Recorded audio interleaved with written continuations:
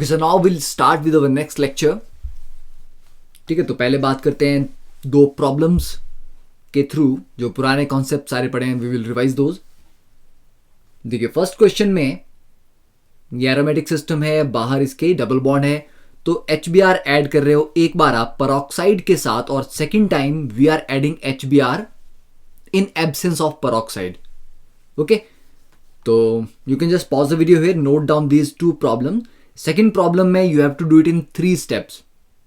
Okay, तो 3 steps के अंदर आपको ये सॉल्व करना है. देखो, नाउ द फर्स्ट प्रॉब्लम, जब हम परऑक्साइड यूज करते हैं then there is a formation of free radical intermediate.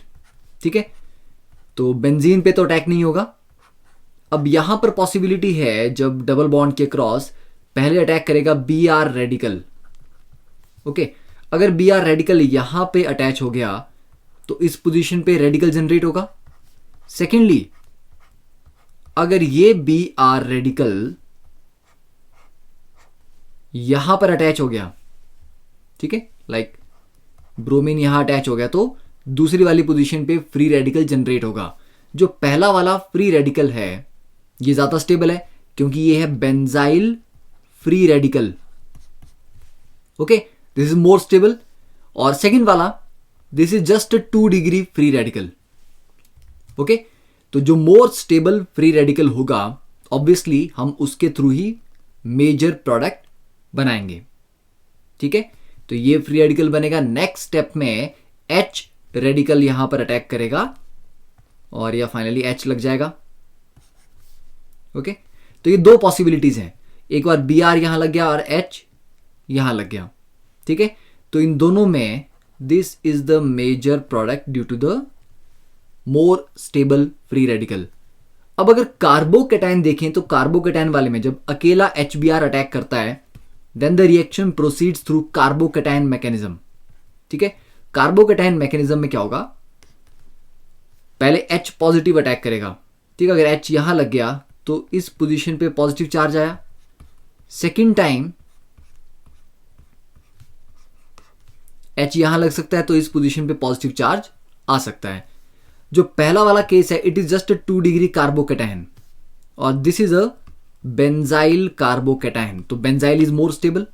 ठीक है, तो बेंजाइल वाले पे नेक्स्ट स्टेप में ब्रोमीन अटैक करेगा. ठीक है, Br नेगेटिव यहां पे, तो जिस पोजीशन पे पॉजिटिव चार्ज है वहां पे ब्रोमीन लग गया और यहां पर भी जिस पोजीशन पे पॉजिटिव चार्ज था यहां पर ब्रोमीन अटैच कर दिया. तो दोनों केसेस में अगर आप बोलोगे कि मार्कोनिकोव तरीके से हम चलेंगे तो वो पॉसिबल नहीं है क्योंकि ये भी CH है और ये भी CH है. तो we have CH double bond CH. तो अगर आप बोलोगे कि the negative charge goes to the carbon having lesser number of hydrogen, तो that is not possible in this particular case. Okay, तो you have to apply the basic mechanism. ठीक है, कि फ्री रेडिकल कौन सा बनेगा और कार्बोकेटाइन कौन सा बनेगा. ठीक है, now next one, within 3 steps you have to solve this. अब देखो, क्लोरीन और अल्काइल ग्रुप लगे हुए हैं. पहली बात है, अगर मैं पहले क्लोरो लगा लूं तो जो अल्काइल ग्रुप लगेगा वो लगेगा ऑर्थो और पैरा पे. क्यों? क्योंकि क्लोरीन अपने आप में एक ऑर्थो पैरा डायरेक्टिंग है.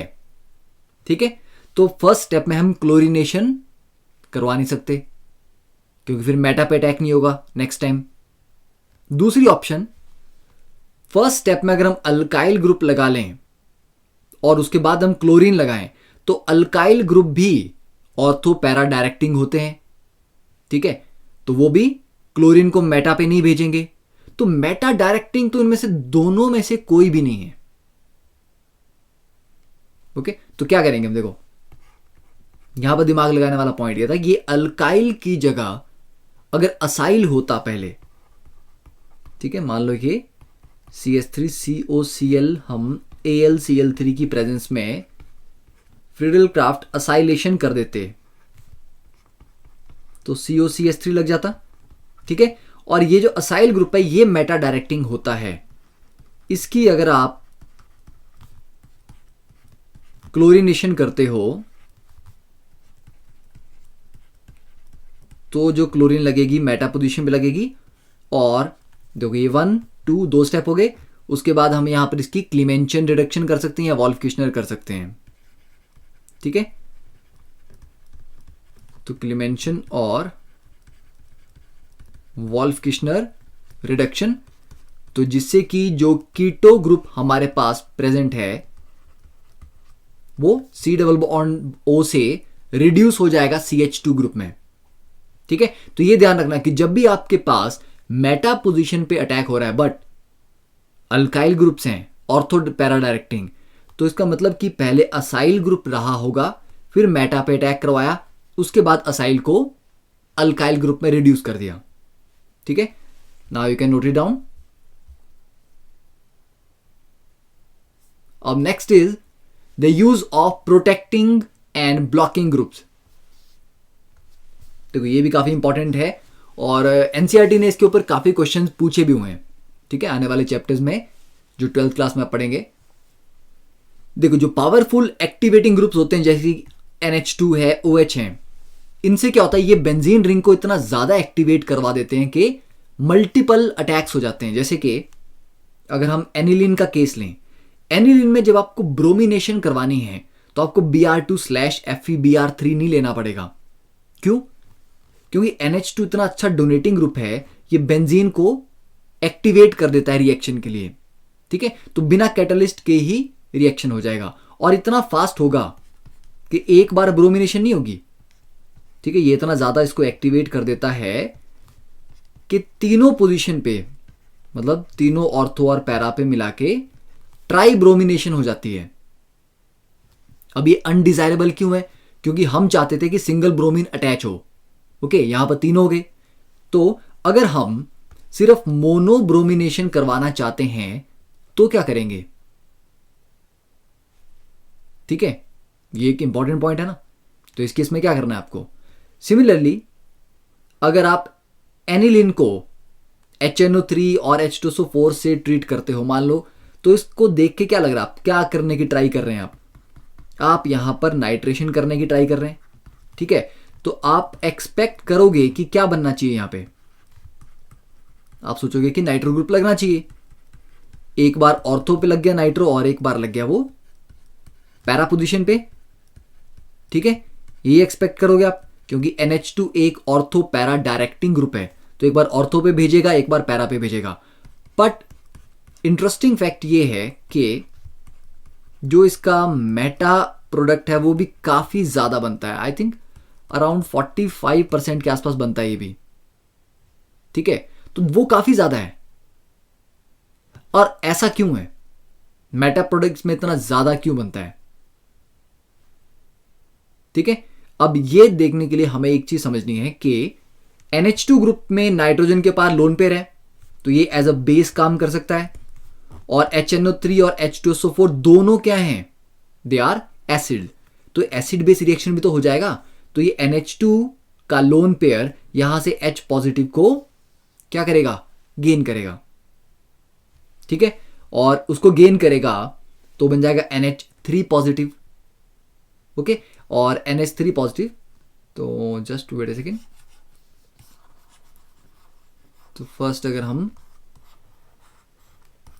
सिंपल एसिड बेस रिएक्शन यहां पर अगर हम करें,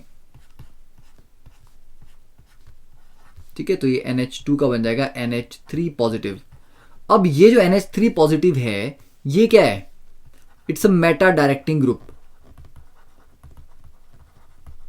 ओके, तो नाइट्रेशन के केस में दो चीजें पॉसिबल हैं। एक तो NO2 डायरेक्टली बेंजीन पे अटैक कर दे ऑर्थो या पैरा पे, दूसरा H पॉजिटिव इस बेस के साथ रिएक्ट कर जाए। ठीक है, तो ये जो NH3 पॉजिटिव बनता है, इसकी अगर आप नाइट्रेशन इसके बाद होती है तो फिर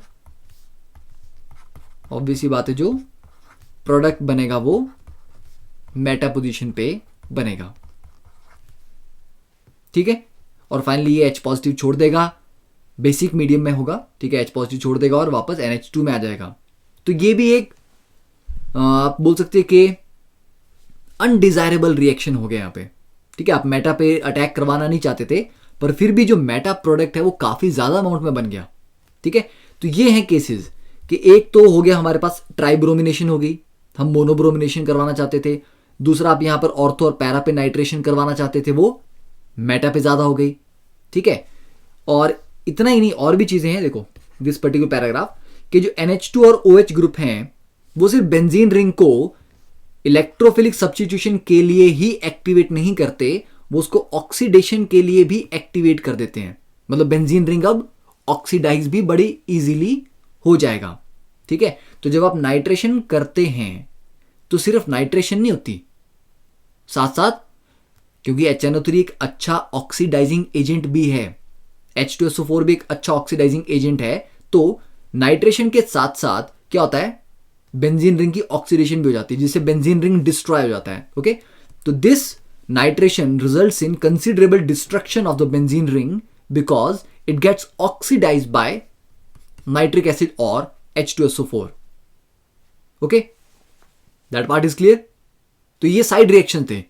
ओके, तो ऊपर हमने पढ़ लिया कि we also get considerable meta product in this case. तो ये हो गया, एक बार आपको ऑर्थो पे मिला, एक मेटा पे मिला, एक पैरा पे मिला, और ये एक बाई प्रोडक्ट। ठीक है, ये सारी चीजें अगर हमें अवॉइड करनी हो तो हम क्या करेंगे? ठीक है, तो वो अभी देखना है। तो first of all just pause it here and note it down. Now next one देखो, now in order to avoid this we need to protect the NH2 group। ठीक है, NH2 बहुत ज्यादा स्ट्रांगली एक्टिवेटिंग है, हमें इतना स्ट्रांगली एक्टिवेटिंग नहीं चाहिए, हमें चाहिए था एक मॉडरेटली एक्टिवेटिंग ग्रुप। ठीक है, तो NH2 को हम कन्वर्ट करते हैं NHCOCH3 में। ठीक है, NHCOCH3 ये जो ग्रुप है acetamido group, it is a moderately activating group.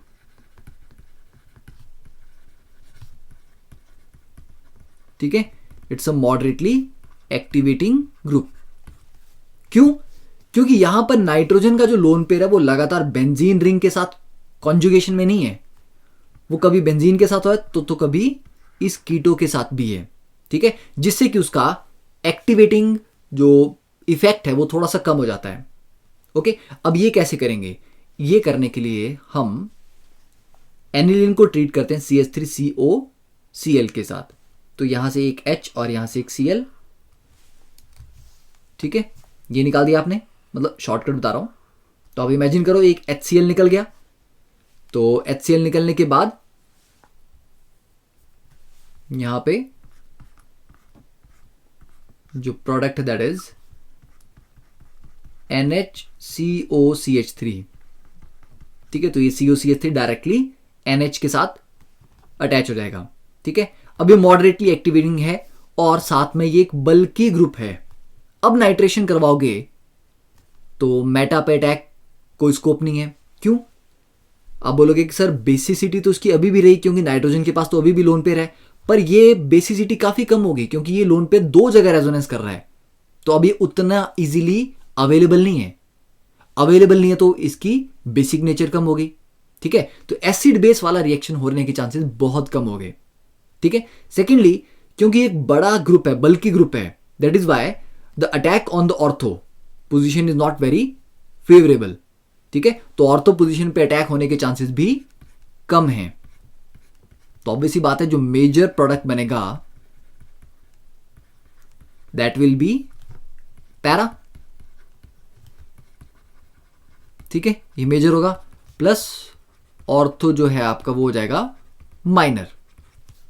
और फाइनली ये जो आपका मेजर प्रोडक्ट बना, अब NHCOCH3 का अगर आप हाइड्रोलिसिस कर दो, ठीक है, H2O हीट OH नेगेटिव, तो हाइड्रोलिसिस करने से फाइनली हमें क्या मिलेगा?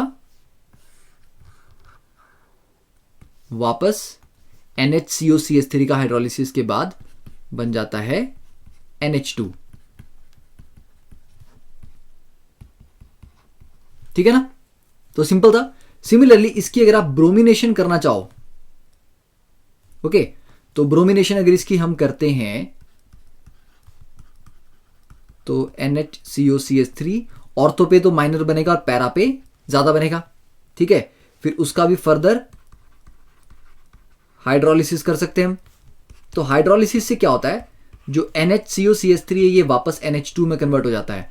तो हमने ब्रोमीन अटैच कर दी एक ही बार, ठीक है, मल्टीपल ब्रोमिनेशन नहीं हुई, और हुई भी मेनली वो पैरा पोजिशन पे, ठीक है। तो this is the benefit of converting the NH2 into acetamido group. Okay, so now you can note it down.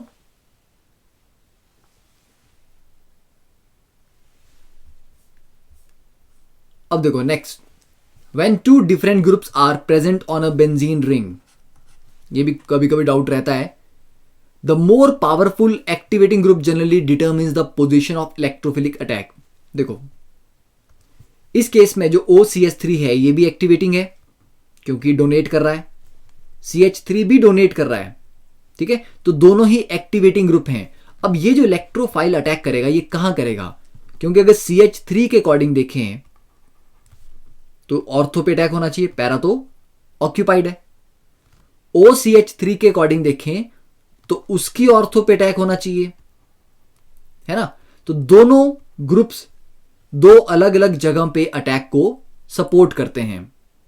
तो ऐसे केसेस में डिसाइड क्या करेंगे, कौन डिसाइड करेगा, तो जो ज्यादा पावरफुल एक्टिवेटिंग ग्रुप होता है वो डिसाइड करता है। तो ज्यादा पावरफुल कौन सा है, OCH3, ठीक है, तो ये डिसाइड करेगा, इसलिए इलेक्ट्रोफाइल अटैक करेगा इसकी ऑर्थो पोजीशन पे,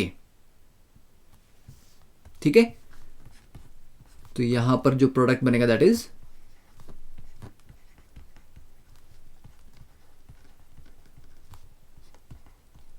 ये हो गया क्लियर।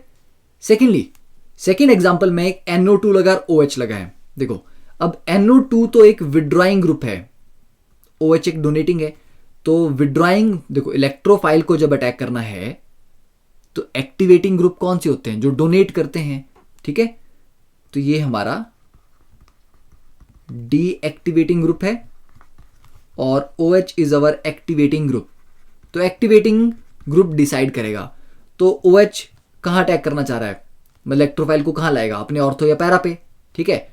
ऑर्थो पोजीशन ये वाली जो है ये क्राउडेड है क्योंकि दोनों तरफ ग्रुप्स इसके लगे हुए हैं, तो यहां पर स्टेरिक हिंड्रेंस ज्यादा आएगी, तो इस पे अटैक होने के चांसेस कम है। ये वाली जो ऑर्थो ये अच्छा है, इस पे हो सकता है, और ये जो पैरा है इस पे भी हो सकता है, ठीक है। तो एक प्रोडक्ट में E यहां पर आ जाएगा एंड सेकेंड वन। अब इन दोनों में भी मेजर अगर आप बोलो कि सर कौन सा मेजर होगा, तो वो डिपेंड करता है ये इलेक्ट्रोफाइल कौन है, ठीक है। ये अगर नाइट्रो के साथ रहेगा तो क्या उसमें H बॉन्डिंग हो सकती है, ठीक है, और अगर H बॉन्डिंग हो पाएगी तो OH के साथ भी होगी, ओके। तो ये काफी फैक्टर्स पे फिर डिपेंड करेगा, ठीक है। तो ये पार्ट क्लियर है कि जो ज्यादा पावरफुल एक्टिवेटिंग ग्रुप होता है वो डिसाइड करता है।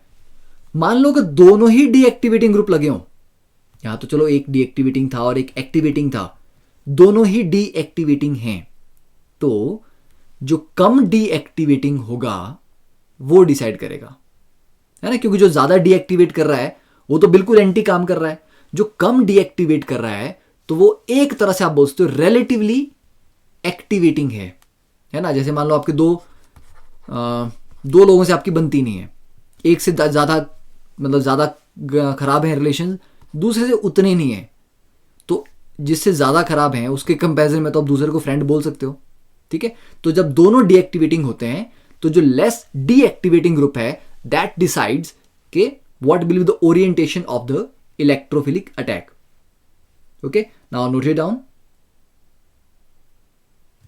अब next is the reduction of aromatic compound. ये सारे रिएक्शन आपको याद ही करने हैं, ठीक है। देखो फर्स्ट वन, अब बेंजीन को जब आप कैटालिटिक हाइड्रोजनेशन इसकी करवाते हैं H2 इन प्रेजेंस ऑफ निकल, तो स्टार्टिंग वाला पार्ट बड़ा स्लो होता है। क्यों? क्योंकि ये अभी एरोमेटिक फॉर्म में है, मतलब काफी स्टेबल है। जैसे ही आप डबल बॉन्ड के अक्रॉस H2 अटैच कर दोगे एरोमेटिसिटी खत्म हो जाएगी, तो ये बन जाएगा नॉन एरोमेटिक। तो जो पहला स्टेप होता है, पहले डबल बॉन्ड के अक्रॉस जो H2 ऐड होना है वो बड़ा स्लो होता है, क्योंकि एरोमेटिक अपनी एरोमेटिसिटी को डिस्ट्रॉय नहीं करना चाहेगा, ठीक है। एक बार इसका एरोमेटिक कैरेक्टर खत्म हो गया फिर आगे फास्ट। तो दो पॉसिबिलिटी हैं, एक ऐसा बन सकता है कि 2 डबल बॉन्ड इस तरह से बच जाएंगे और दूसरी पॉसिबिलिटी इस तरह से बचेंगे, एक बार कॉन्जुगेटेड और एक बार नॉन कॉन्जुगेटेड। फिर अगले स्टेप में जो H2 ऐड होगा वो फास्ट होगा, क्योंकि अब हम एरोमेटिसिटी डिस्ट्रॉय नहीं कर रहे हैं, ठीक है, जस्ट एल्कीन्स के क्रॉस H2 ऐड कर रहे हैं, तो इसलिए वो रिएक्शन फास्ट है। Second is sodium in presence of ammonia, that is birch reduction. अगर बर्च रिडक्शन आप करते हैं बेंजीन की, तो याद रखना कि यही कंपाउंड बनता है, मतलब जो डबल बॉन्ड होंगे वो कॉन्जुगेशन में नहीं होंगे, ठीक है, डबल सिंगल डबल नहीं होगा, तो ये ही बनता है। क्यों? We don't have any reason for this. अब देखो यहां पे इंटरेस्टिंग पॉइंट ये, सिंपल बेंजीन था तो ये बना दिया। अगर बेंजीन पे भी कोई ग्रुप लगा है और वो ग्रुप कैसा है NR2, मतलब इलेक्ट्रॉन डोनेटिंग ग्रुप है, तब जब आप बर्च रिडक्शन करते हो तो उस डोनेटिंग ग्रुप वाले कार्बन के साथ एक डबल बॉन्ड रहता है, ठीक है, तब इस तरह का कॉन्जुगेटेड सिस्टम बनता है। जैसे NR2 भी डोनेटिंग था, OCH3 भी डोनेटिंग है, तो दोनों में इस तरह का स्ट्रक्चर आया, तो ये जो डबल बॉन्ड है ये इस कार्बन के साथ से स्टार्ट हो रहा है। पर जब विड्रॉइंग ग्रुप है जैसे COOR या COH, तब जिस कार्बन पे वो ग्रुप लगा होता है उस कार्बन के साथ डबल बॉन्ड रिटेन नहीं होता, फिर डबल बॉन्ड इस तरह से आते हैं। अब ये क्या रीजन है, we can not go into this complexity because इसकी कोई एक्सप्लेनेशन है, बट ये एक्सपेरिमेंटल पार्ट है कि विड्रॉइंग और डोनेटिंग ग्रुप के साथ इसका जो प्रोडक्ट आता है वो डिफरेंट आता है, ठीक है। तो ऐसा नहीं है कि ये आपके जेई मेंस के लिए इंपॉर्टेंट है, बट हाँ जेई एडवांस्ड के लिए अगर आप थोड़ा बहुत पढ़ाई कर रहे हो तो ये कुछ हद तक रेलिवेंट हो सकता है, ओके। तो इस पर बहुत ज़्यादा दिमाग लगाने की जरूरत नहीं है, जस्ट आपने एक बार देख लिया उसको, थोड़ा आपके माइंड में आ गया, that is sufficient. Now next is this problem, तो हम कुछ प्रॉब्लम सॉल्व करेंगे। देखो now it's a good sequence of problems, क्योंकि इन केसेस में इस तरह की जो प्रॉब्लम्स होती हैं उनसे काफ़ी सारे कॉन्सेप्ट हमारे एक ही बार रिवाइज हो जाते हैं, ओके। तो पहले पॉज करो वीडियो को, जस्ट देखो कि क्या हो रहा है यहाँ पे, और इस तरह की प्रॉब्लम में आपको एनालाइज करना कैसे है। ये जो आपका रिएक्टेंट है इसका मॉलिक्यूलर फॉर्मूला निकालो, ए का जो मॉलिक्यूलर फॉर्मूला दिया है उसको देखो, सोचो उसमें क्या क्या ऐड हुआ, कितने कार्बन ऐड हुए, कितनी हाइड्रोजन, तो कौन सा रिएक्शन हुआ होगा, फिर इस रिएक्शन के बाद क्या हुआ, ठीक है। तो मॉलिक्यूलर फॉर्मूला को देख के आपको पता लगेगा, चाहे यहाँ O3 था यहाँ O2 है, एक ऑक्सीजन कम हुई, तो वो तो क्लियर है कि वॉल्फ किश्नर में C double bond O convert हो जाता है CH2 में, तो 2 हाइड्रोजन ऐड हुए होंगे, तो यस 12 से 14 हुई हैं हाइड्रोजन, ठीक है। फिर SOCl2 क्या करता है, तो मॉलिक्यूलर फॉर्मूला से आप आइडिया लगा सकते हो कि कौन सा रिएक्शन यहां पर हो सकता है, ठीक है। तो try to solve this question, at least spend 5 minutes okay on this question, okay. तो नाउ लेट्स स्टार्ट। देखो फर्स्ट केस में ये एक हमारे पास जो है दिस इज एनहाइड्राइड, तो anhydride in presence of AlCl3 से क्या होता है, फ्रीडल क्राफ्ट असाइलेशन, ओके। तो एनहाइड्राइड को आपने यहां से तोड़ दिया, ये वाला जो कार्बन था कीटो वाला, इसको अटैच कर दिया इसके ऑर्थो और पैरा पे, ठीक है। एक बार ऑर्थो प्रोडक्ट बन जाएगा, एक बार पैरा बन जाएगा, क्लियर। तो क्या करते हैं, लेट अस से हम ऑर्थो बनाते हैं,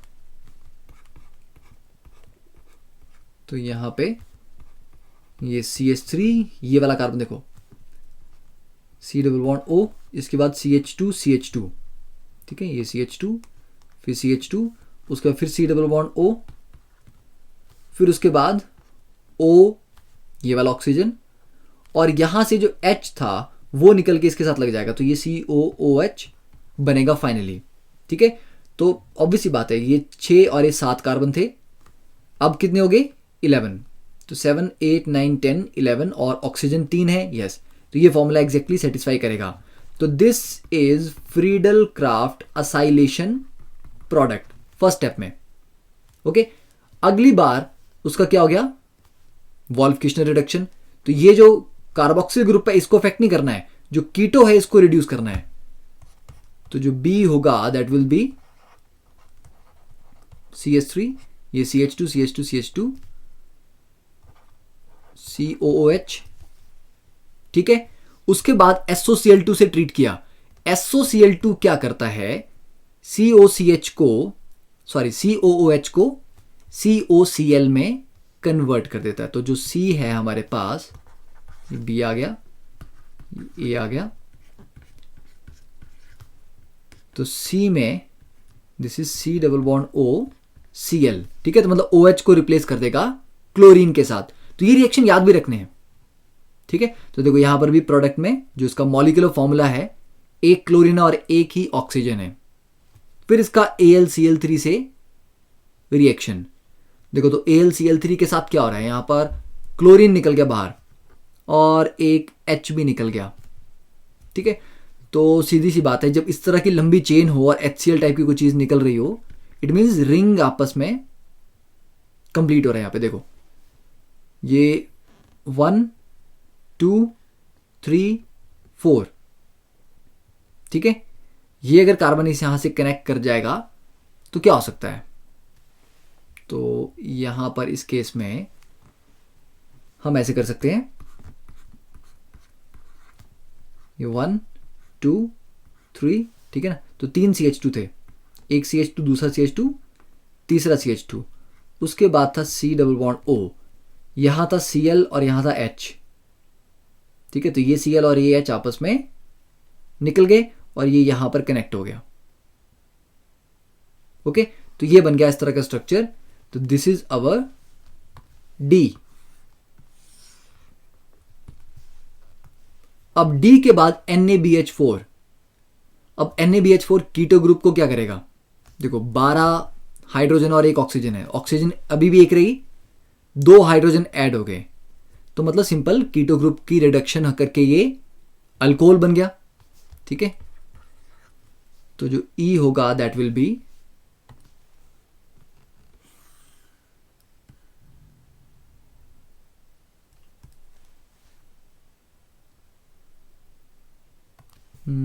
ओके, देखो तो E के लिए this will be like OH, ये आ गया अल्कोहल, ठीक है।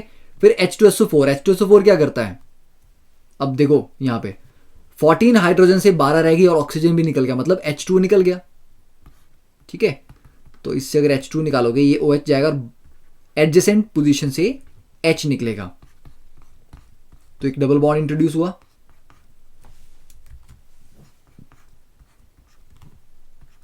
ठीक है। ये आ गया F। इसकी हमने की N ब्रोमोसक्सिनिमाइड के साथ अलाइलिक ब्रोमिनेशन, ठीक है। तो अलाइलिक ब्रोमिनेशन करके एक ब्रोमीन इंट्रोड्यूस करना है, ये बेंजीन। देखो अब ये जो डबल बॉन्ड है, ये वाली पोजीशन है अलाइलिक और ये वाली पोजीशन है बेंजाइलिक, ठीक है। बेंजाइल अगर बनेगा तो ज्यादा स्टेबल बन सकता है स्ट्रक्चर, ओके। अलाइलिक पे भी होगा ना अगर अटैक यहां पे, ठीक है, इस पोजीशन पे अगर ब्रोमीन अटैच होती है तो क्या होगा, यहां अगर फ्री रेडिकल बनता तो वो भी पूरे बेंजीन रिंग के साथ अल्टीमेटली रेजोनेंस में आता। तो यहां पर हम ब्रोमीन अटैच कर सकते हैं, अलाइलिक ब्रोमिनेशन। फिर फाइनली NaOET, ठीक है। एंड वेट 1 सेकेंड, एक चीज हम आई थिंक लगातार ही भूलते जा रहे हैं, CH3 अटैच करना, ठीक है। ये CH3 यहां पे,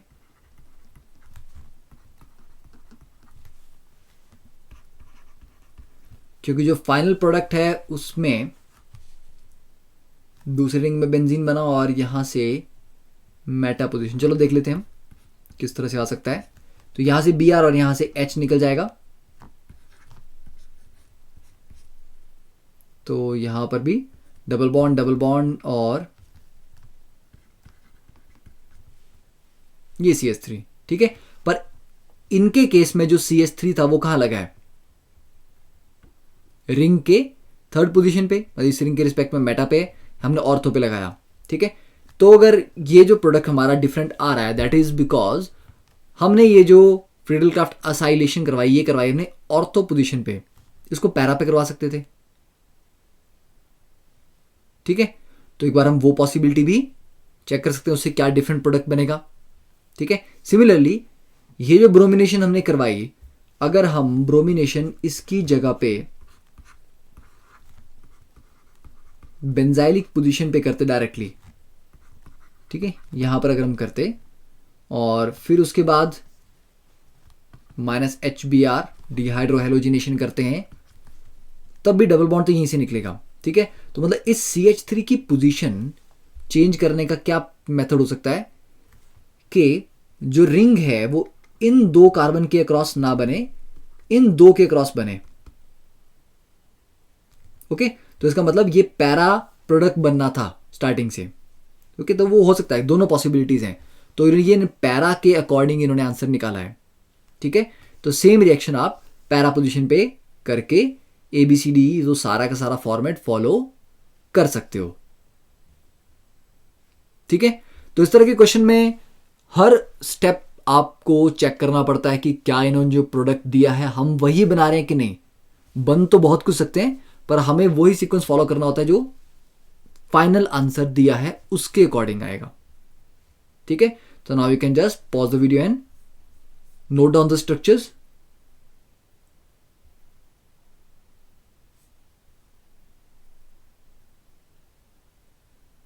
ठीक है, now next is this question. ठीक है, चलो पहले ये क्वेश्चन कर लो। तो pause the video here and देखो इन दोनों रिएक्शन में क्या गलती हुई है। Both reaction fail to give these product. पहले रिएक्शन से ये नहीं बनता, दूसरे रिएक्शन से ये नहीं बनता। ठीक है, तो व्हाट इज द प्रॉब्लम? क्या सीक्वेंस गलत है या रिएजेंट्स गलत हैं? ठीक है, try it for at least 2 minutes. देखो नाउ इन दिस क्वेश्चन हमने पहले करवाई नाइट्रेशन। ठीक है, तो कहीं भी नाइट्रो ग्रुप लगा दिया, उसके बाद कराई असाइलेशन। अब नाइट्रो ने क्या किया, मेटा पोजीशन पे आप बोलोगे सर असाइल लग गया CH3CO, और फिर कर दिया वॉल्फकिशनर, तो CO का हो गया CH2, तो ये तो बन गया। पर point is nitrobenzene Friedel-Crafts acylation नहीं देती। पढ़ा था ना, क्योंकि नाइट्रो एक डीएक्टिवेटिंग ग्रुप है। Nitrobenzene doesn't give Friedel-Crafts reaction, नहीं होता। ओके, खास करके असाइलेशन तो बिल्कुल नहीं होगी, तो इसलिए ये सीक्वेंस गलत है। क्लियर? हम पहले असाइलेशन करते, फिर उसके बाद नाइट्रो अटैच करते, मतलब नाइट्रेशन उसके बाद करते, तो ये पॉसिबल था। तो ये सीक्वेंस गलत है। जो 2 था उसको 1 पे आना चाहिए था, 1 को 2 पे आना चाहिए था। ठीक है, सेकंड देखो, NBS लिया आपने, N ब्रोमोसक्सिनिमाइड, तो वो अलाइलिक पोजीशन पे ब्रोमीन लगा देगा। ठीक है, तो यहां पर ब्रोमीन लग गया आपका फर्स्ट स्टेप में, ये हो गया। Second NaOET, strong base heat किया, HBr निकल गया, तो ठीक है, यहां पे आ गया हमारे पास डबल बॉन्ड। ओके, फिर उसके बाद ब्रोमिनेशन। अब ये जो ब्रोमिनेशन थर्ड हो रही है, थर्ड केस में ये पैरा पोजीशन पे, तो उसके अकॉर्डिंग तो आप बोलोगे कि यस ये एक अल्काइल ग्रुप है, एक बार ऑर्थो पे अटैक हो सकता था और एक बार पैरा पोजीशन पे अटैक हो सकता था। ठीक है, तो हमने तो डायरेक्टली ये तो बन जाएगा हमारा Br। तो इसमें कहां गलती हुई है? क्या सीक्वेंस में गलत है या फिर फाइनली इसकी ब्रोमिनेशन नहीं होगी? तो यहां पर मेन प्रॉब्लम ये है कि जब आप ब्रोमिनेशन कर रहे हो आयरन के साथ, तो ठीक है आयरन एज ए कैटलिस्ट हमने यहां पर यूज किया है, पर ये जो कार्बन डबल बॉन्ड कार्बन है इसके अक्रॉस भी तो ब्रोमीन अटैक कर जाएगी। ठीक है, तो ऐसा नहीं कि पैरा पोजीशन पे अटैक नहीं होगा बेंजीन पे, यस ये होगा, पर साथ के साथ ये जो कार्बन डबल बॉन्ड कार्बन है इसके अक्रॉस भी ब्रोमिनेशन हो जाएगी, उसको हम रोक नहीं सकते। ठीक है, तो दैट इज द रीजन के दोनों रिएक्शंस में ये फाइनल प्रोडक्ट नहीं बनेगा। Okay, now next question, this is a question I think from some previous year IIT problem. तो this is a good question, मतलब बहुत सिंपल सा क्वेश्चन है बेसिकली। देखने में थोड़ा सा कॉम्प्लिकेटेड लग सकता है बट बहुत सिंपल क्वेश्चन है। If you understand the concept within 10 to 15 second you can answer the problem, maximum 30 second.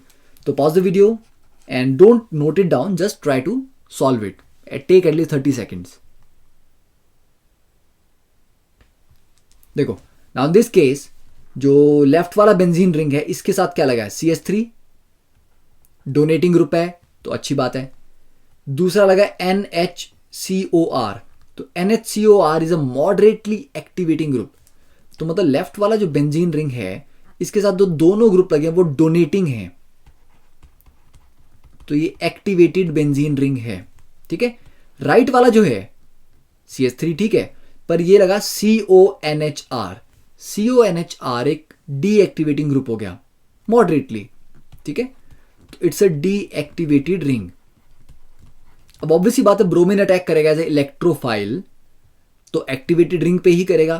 तो पहला पॉइंट तो आ गया कि लेफ्ट वाले पे ही अटैक होगा, तो ए ऑप्शन गलत क्योंकि राइट पे हो रहा है, बी ऑप्शन गलत, तो आंसर सी या डी में से आएगा, ठीक है। सेकेंडली CH3 भी एक्टिवेटिंग है, NHCOR भी एक्टिवेटिंग है, दोनों एक्टिवेटिंग है। CH3 के पोजीशन ये ऑर्थो है, NHCOR के लिए ये मेटा है। जब दोनों एक्टिवेटिंग ग्रुप हों तो जो स्ट्रांगली एक्टिवेटिंग होता है वो डिसाइड करता है कि कहां पर अटैक होगा, एंड CH3 से बेटर है NHCOR, ठीक है, तो वो डिसाइड करेगा। तो या ऑर्थो या पैरा, ऑर्थो दोनों तो इसके ऑक्यूपाइड है तो पैरा पोजीशन पे अटैक होगा। तो इतना सिंपल क्वेश्चन था, बिना किसी फालतू टेंशन के हम सॉल्व कर सकते हैं, ठीक है। Just you need to have the right knowledge, ठीक है, कोई इनकम्प्लीट चीज नहीं होनी चाहिए, जो सारी चीजें बेसिक्स हैं। एक भी पॉइंट अगर आपका मिस हो गया ड्यूरिंग योर स्टडी तो हो सकता है आप क्वेश्चन में आप कंफ्यूज हो जाओ। Okay, now next one. In this case देखो ICl के साथ एनहाइड्रस AlCl3 है, क्या होगा? क्या क्लोरीनेशन होगी, आयोडीनेशन होगी, दोनों लग जाएंगे? तो देखो एनहाइड्रस AlCl3 के साथ जब भी कोई चीज अटैक करती है वो हमेशा इलेक्ट्रोफाइल होता है, ठीक है, चाहे वो आपका कोई कार्बोकेटाइन रहा हो, Br पॉजिटिव रहा हो, Cl पॉजिटिव रहा हो, ठीक है, मतलब कोई कार्बोकेटाइन अटैक करेगा। ICl में देखें तो क्लोरीन इज मोर इलेक्ट्रोनेगेटिव और आयोडीन इज लेस, तो ये किस तरह से आयनाइज होगा? अगर होगा तो I पॉजिटिव और Cl नेगेटिव, तो इलेक्ट्रोफिलिक पार्ट क्या हुआ? I positive. तो अगर इलेक्ट्रोफिलिक पार्ट अटैक करेगा तो फिर आयोडीनेशन ही होनी चाहिए, ठीक है। तो this is the answer to this problem and I think now this completes the chapter. तो हमने काफ़ी सफिशिएंट नंबर ऑफ प्रॉब्लम्स इसमें अटेम्प्ट कर दी हैं, ठीक है। तो now you need to go for the problem practice on your part. जो आपको असाइनमेंट्स हैं आपके पास वो आपको अटेम्प्ट करनी है, ठीक है। और एनी स्टडी मटेरियल या बुक जो भी आप पढ़ रहे हो उसके जो एक्सरसाइज प्रॉब्लम्स हैं try to solve them all, और साथ के साथ NCERT को भी कंप्लीटली सॉल्व कर लेना, ठीक है। तो दैट कंप्लीट्स दिस। अब इसके बाद जो कॉम्प्लीमेंट्री इसके बाद टॉपिक आना चाहिए वो आपको पढ़ना चाहिए फिनोल, क्योंकि एरोमेटिक हम चल रहे हैं तो एरोमेटिक में अराइल हैलाइड वाला पार्ट हो गया, ठीक है।